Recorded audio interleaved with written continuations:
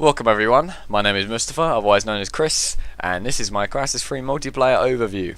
In the first episode I discussed my first impressions on the game and how the game sort of played to start off with, and in the previous episode, part 2, I discussed the game modes and my thoughts and opinions on those and how they play and how you should play them, sort of. And in this episode I'm going to discuss the weapons that I like to use, or at least the weapons I feel that you guys might enjoy the most, and also some tactics that you can use just to up your game a little bit. So the first weapon is actually the weapon I'm using in this match. This match, by the way, being Spears on Chinatown. Very good map, very good game mode. Anyway, this weapon I'm using is a submachine gun. It's called the K-Volt, simply because it fires electronic projectiles, and because of that, I think it can deplete the nanosuit modules like the cloak and the armor mode a lot quicker than the other weapons can. The reason I believe this is because as I've been using it, although it has low damage, so the kills do take the same amount of time as most guns, I find that you can, as you shoot, their armors or their cloaks just disappear quite quickly.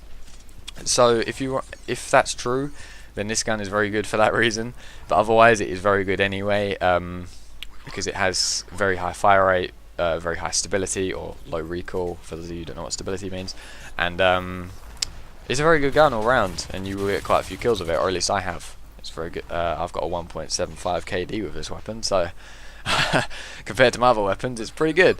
So that's it for this weapon. Another weapon is the Grendel. It's a free burst assault rifle.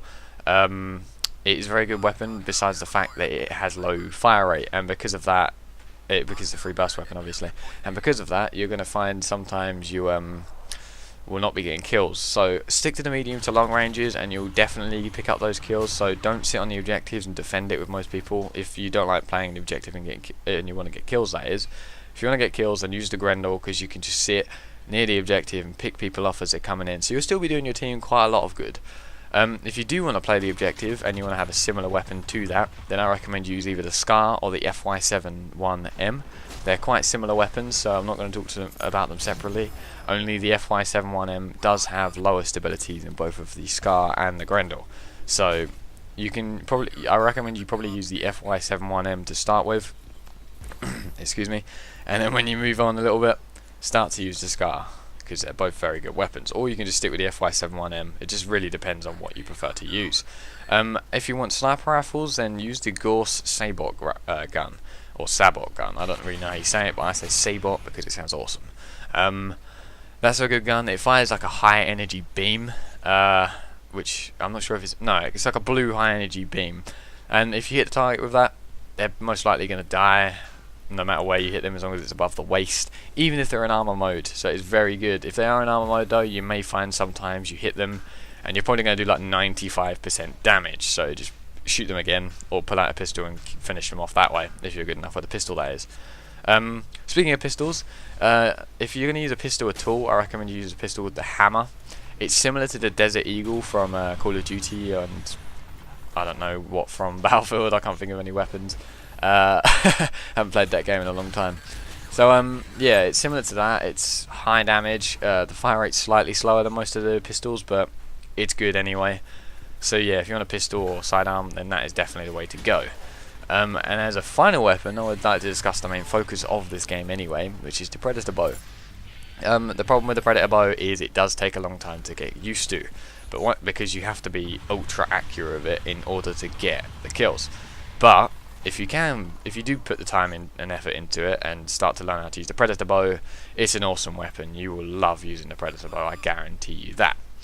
So anyway, that's the end of my weapons bit, so let's talk some tactics. So tactics, I have several tactics that you want to use, 3 to be precise. These are basic tactics, but they work extremely well on objective-based game modes, and a couple of them work well on the other game modes. So anyway, my first tactic is if you're playing Crash Site or Spears, and you want to get on the objective, but you see that hexagon above the objective is red and flashing. It has to be flashing. If it's just red by itself, that just means the enemies have got the objective. But if it's flashing, that means that someone on your team or someone on their team is capturing the objective. If you see no one on your team there, chances are there's an enemy on there, so you need to find the enemy. Now, if the objective is based in the water, you're going to see ripples if they're moving about a lot, if they're invisible, that is. So look out for those, and you can essentially pinpoint the position of the enemy. If it's daylight, well, it's daylight anyway. If there's a lot of sunlight on there though, and they're cloaked, they will have a shadow.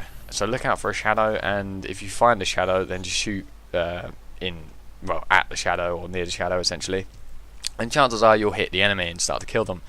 If you don't want to use either of those tactics, because you don't want to be seen or anything, even if you're using cloak, then just grab a grenade, hold down the grenade key for about 2 seconds, and then throw the grenade. This all depends on range, by the way.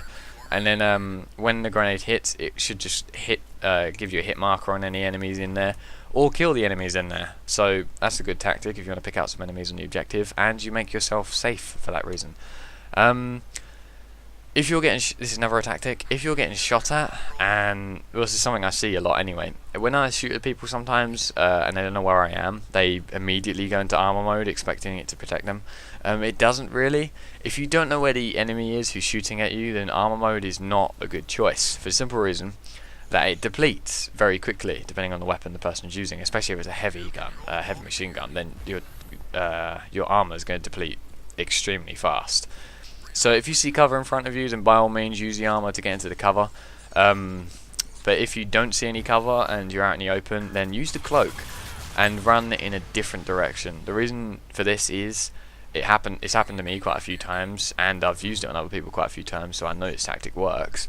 If someone's shooting at you and you're not 100% sure where they are, if you go into cloak and run in a completely different direction, chances are they're going to completely miss you where you went.